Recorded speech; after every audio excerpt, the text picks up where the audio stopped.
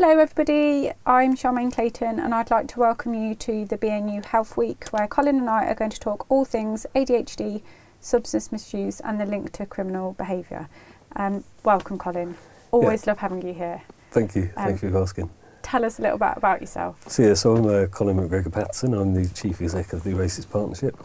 The Oasis Partnership has been providing substance misuse services across Buckinghamshire for the last 40 years.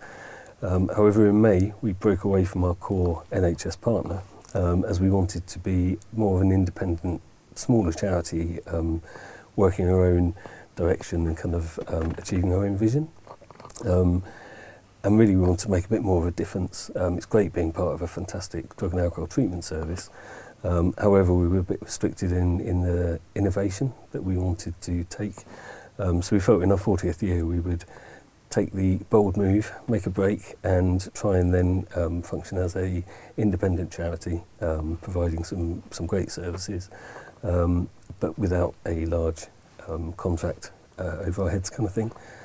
So tell me about your vision, the mission that the Oasis has now. So I mean, I've been in the field for 25, 30 years now and working with people who use substances, criminal activity offenders, and I'm just kind of fed up of seeing the same kind of cycle. Nothing's changing. Being this long in the tooth and kind of being in the field for so long, it's nothing.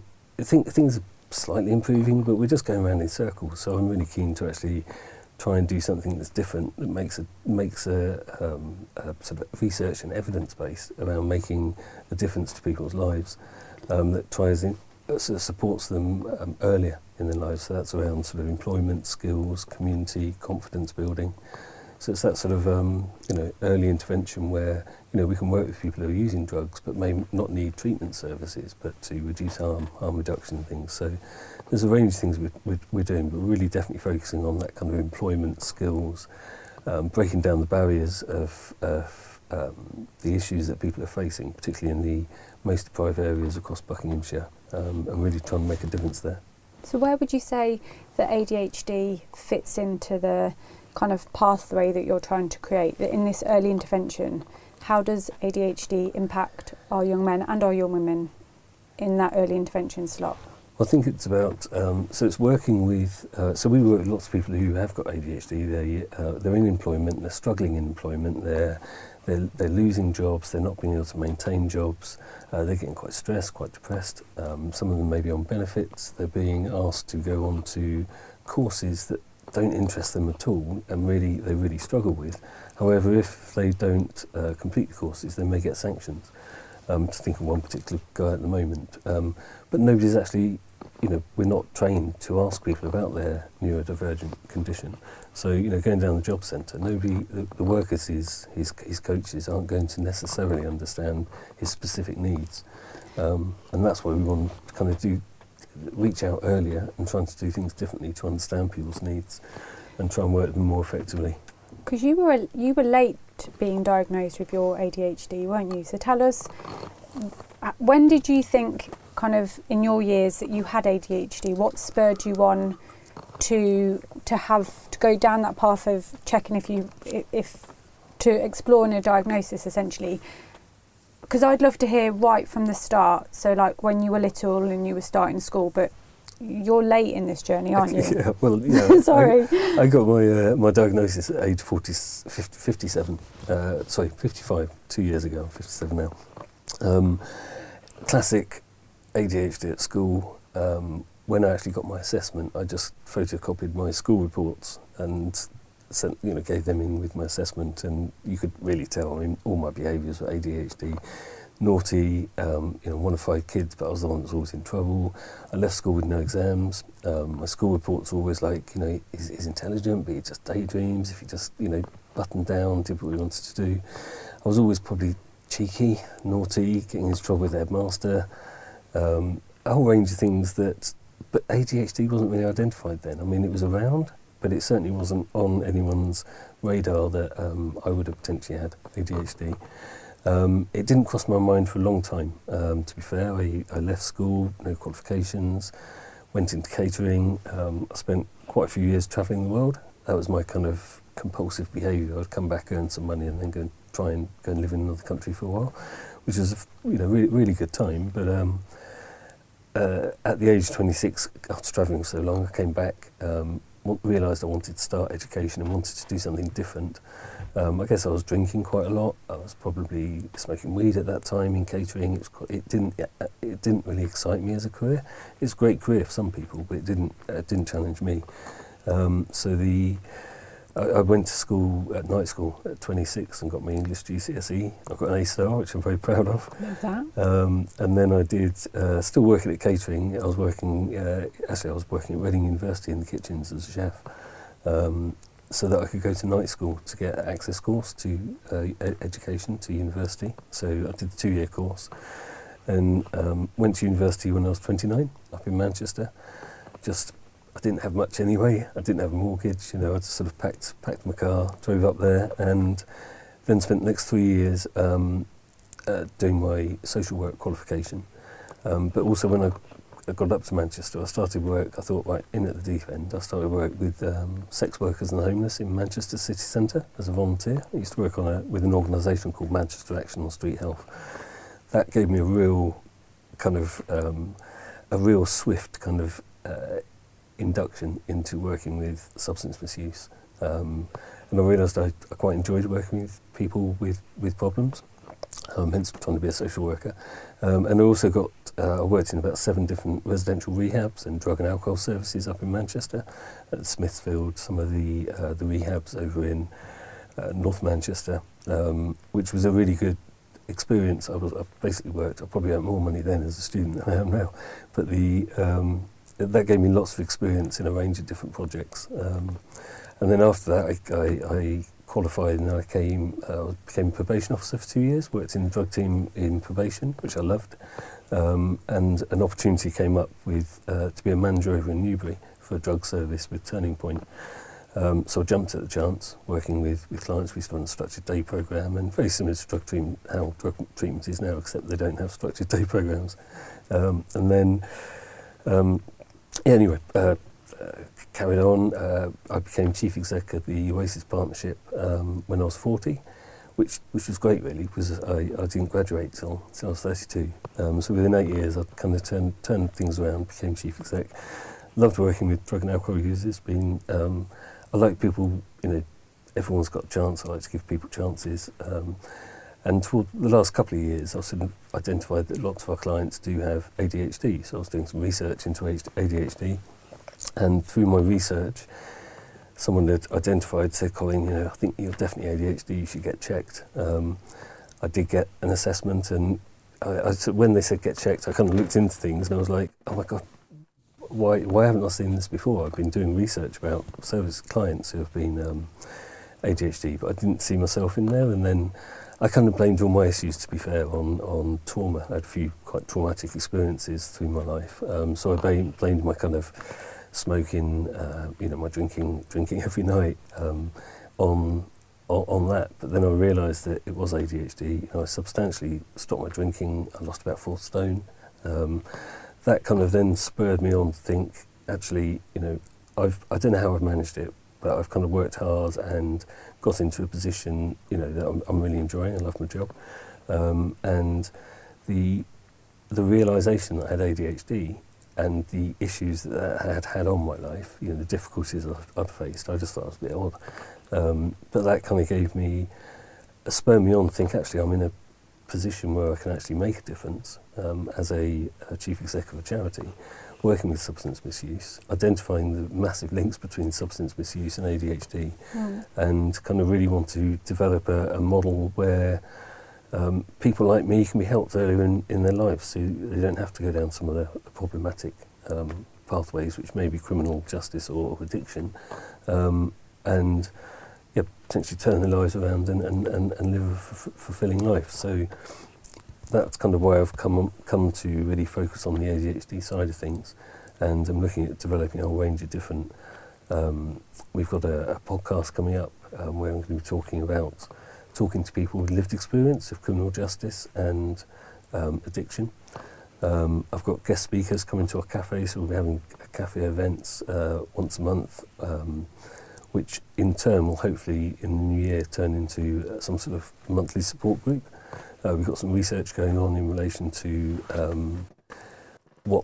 what people might want from a support group, and there's a couple of support groups. Anyway, I won't go off on tangent. No, it's amazing. I think the bit that I feel I haven't actually said is the links between criminal justice and addiction, which kind of. I need to hear, because I feel like I've known you a little while now, and I would personally and professionally, you know that I admire you massively, all the work that you do, but there's so much you just said that I didn't know about you that's made me go, wow, like that's incredible.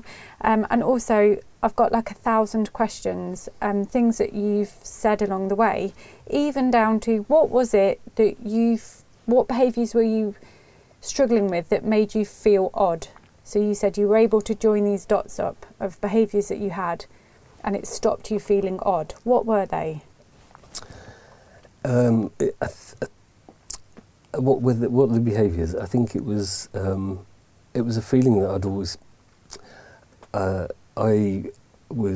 experienced child abuse when I was young by a neighbour. The local paedophile grew me from 6, and then abused me from 8, and gone to police. You know, it's historic stuff. I've kind of dealt with it now. Had lots of counselling, but that trauma kind of turned me into. You know, that made me think differently anyway, kind of thing. So the added ADHD issues, I just thought they were part of being an abused kid, and then just dealt with it. You know, I just thought, well, that's why I'm like I am, and then through a couple of other traumatic experiences, a best friend committed suicide when he was, you know, I was 24. That kind of also impacted my life in relation to building your resilience, and actually thinking, do you know what, I've got to make something of my life because, you know, I've lost some very close people to me. So I didn't really look at the ADHD behaviours, but my behaviours were very much forgetfulness, talking 10 to the dozen, you know, non-stop talking, not sleeping properly. I used to drink a bottle of wine every night just to try and knock me out to sleep, but I just thought it was through the trauma as opposed to the ADHD. But now I realise it's ADHD, it makes so much sense. I mean, going back to the behaviours, I'd forget things. I really, really struggled with studying, but I really wanted to make a kind of, I guess that was perhaps my hyper-focus was on studying, because, you know, I've subsequently got another 2 degrees and I've got my master's, but that was really because I just loved learning and loved being able to put learning into practice, which works. So I think the behaviours were really around, well, your classic behaviours, forgetting stuff, I'm useless with money.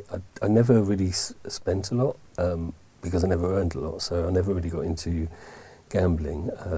I think really sort of smoking and drinking every day of my life has kind of been somewhere where I've been sort of self-medicating to deal with some of the kind of symptoms. But you know, I talked to my wife when we realised it was ADHD. It was like, of course it is, you know, because she just tells me to shut up. You know, sometimes I'm at home and the kids are just, will you just stop talking, you know, because I'm excited about stuff, and I know at work, you know, my behaviours, I'm always talking about this is going to happen in 6 months' time, and the staff just want to know what's happening today or tomorrow, and I'm talking about the big plans for the future, which can be confusing, but that's our kind of excitement. So when you talk about these behaviours that can be perceived in a negative light, are you also able to see like the positive parts of you and the amazing stuff that you do, and how your ADHD, I know it sounds really cringy when people say it's a superpower, but are you able to see the greatness of it? Yeah, I can definitely see the greatness. Not necessarily a superpower, it's just it's a focus. I can do it. It's what I get passionate about. I don't necessarily see it as a superpower because I'm not necessarily, you know, it's a sort of but it's a passion, and but I think if I can bring back some of the facts and stats that I think are really interesting in relation to addiction. So it's around sort of the prevalence of ADHD, for example, in the prison population. I've heard loads of different statistics. You know, some people say 80%, some people say 100%. But the kind of, if we base it in research, the studies get that ADHD is 3 to 5 times more common among individuals in the criminal justice system compared to the general population. Wow. So that's about between 25 to 40% of people incarcerated individuals, whereas ADHD in the general population is only about 5%. So clearly there's a disproportionate amount of people with ADHD in the criminal justice system.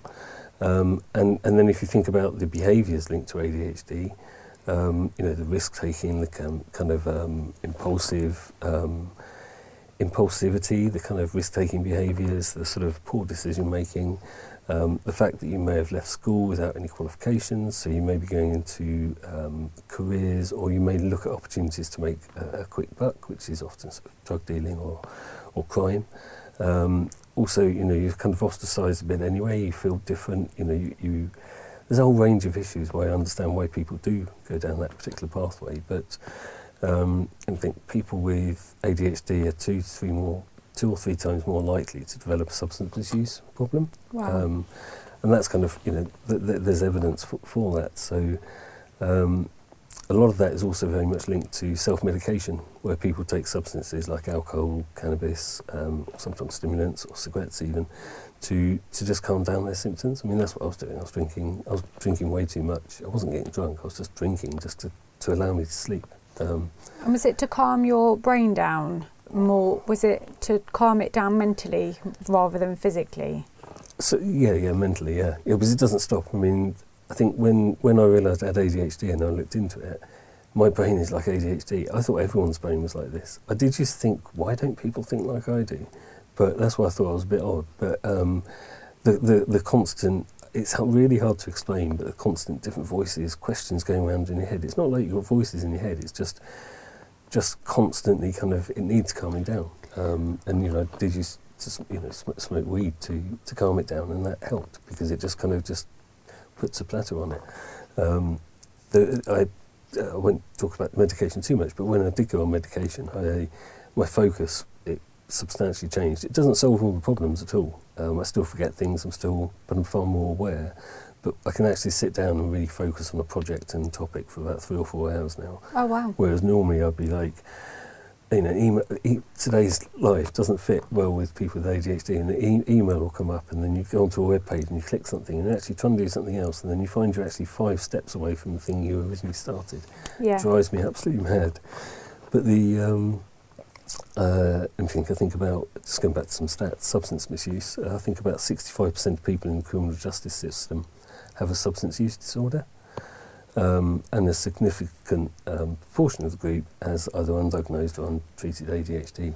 You can kind of see it. I mean, the amount of clients I've worked with who I didn't know that I was dying. I wasn't diagnosing ADHD, but I could see their behaviours. Turning up late for appointment, forgetting letters. Forgetting court letters, losing a letter, losing a driving licence, losing all the key things that you need to function. I remember working in prison and literally sometimes having to, you'd have a meeting, a one-to-one, or there'd be a group, and something would get in the way of the attendance. So I would phone the wing, and the wing would say exactly that. He's lost the letter or the bit of paper or this, and he's almost decided now it's too difficult to come. So I'd hang up and I'd go to the wing and I literally grab them. Be like, you need to get up, we need to get out of the door, and we need to go to the group, because I care about you enough to get you from A to B while you're not quite, for whatever reason, I'm not sure, able to get from A to B. And I think sometimes people just need a helping hand, as opposed to the old school, why have you forgotten your letter? Yeah. Like, you're obviously not prepared enough, you obviously don't care enough because you don't have the things you need. And those are the negative comments people always receive. I think if you've got ADHD, you've got, I can't think of the figures, but it's about 20, 30, 40,000 more negative statements made to you than general people, and you sort of take them more personally. So it's very much like, oh, where's your homework? I've forgotten it. And then you just kind of, I think we need to do some more podcasts on ADHD. We do. Sure. But actually that does tie a little bit nicely. I mean, we're launching the ADHD Resilience Network. Tell me about that. What is that? So basically, having identified these issues, that I'm very keen to develop models of practice where we can support people with ADHD more effectively. Now, if they are offenders, we should be able to perhaps support them in a different way to make sure that they are less likely to relapse, more likely to continue their orders or their probation. To actually, we want to support them to get into employment, but understand how their issues may impact their employment to try and then get them longer term employment. Also want to work with employers to try and see how they can make a difference in relation to their adjustments in the workplace. And really we just need a much more greater understanding of neurological conditions. And really interestingly, there was the World Health Organization launched a really good framework yesterday, an integrated operational framework for mental health and substance misuse, where they talk about MNS, which is mental health, neurological and substance use conditions. And there's a massive link. And the World Health Organization is talking about, we need research to identify some of these issues where, we need to look after people's brains as well. The neurological side of things, which is around the ADHD and other neurodiverse conditions. So the Resilience Network, like I said, we're going to have cafe events, put it all out as much as we can on social media. These cafe events, really, anyone who's interested, could be professionals, anyone working with people who may have ADHD, they may be parents, they may be young people, teachers, police, whoever, might just be interested in listening to, our first guest is, like I said, Matt Gutwell, really well experienced. I hold him in high esteem because he just talks about evidence-based information. He doesn't give all this hyperbole, all this kind of myths about this and that. So he's a person that I'm sort of hopefully going to work closely with. I'll be promoting his podcasts.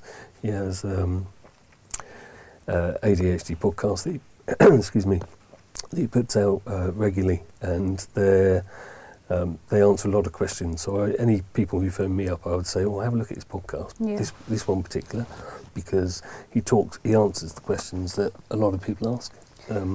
So if we have somebody listening to this in the workplace as an employer, and they are starting to think, I'm not sure that we're doing what we should be doing to support our staff with ADHD, what would your advice be? I would say get in touch with Oasis. We're building tools and resources. We've got some partners coming in.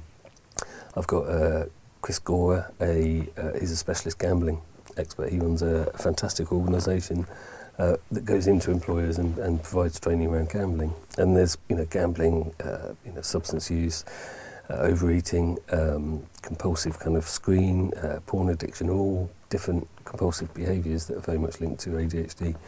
It's not just the drugs and alcohol side of things. We're actually covering all kind of compulsive disorders. Like I said, we're just kind of trying to build up a momentum. We're going to set up a support group. We're going to have a bi-monthly newsletter, and the newsletter is just quite light-hearted. But the aim is to raise awareness of the research and the evidence that is out there. I'm trying to share that with as many professionals as possible, because just having a bit of an awareness of what issues our clients might be facing might change people's perceptions or people's ideas on how they can work with people. I feel like there's a massive thing here, the golden thread between what you're doing and our secondary schools, because I think when we talk about how many the delay in getting your diagnosis and a lot of what you've said, I keep thinking back to our 14, 15-year-old boys.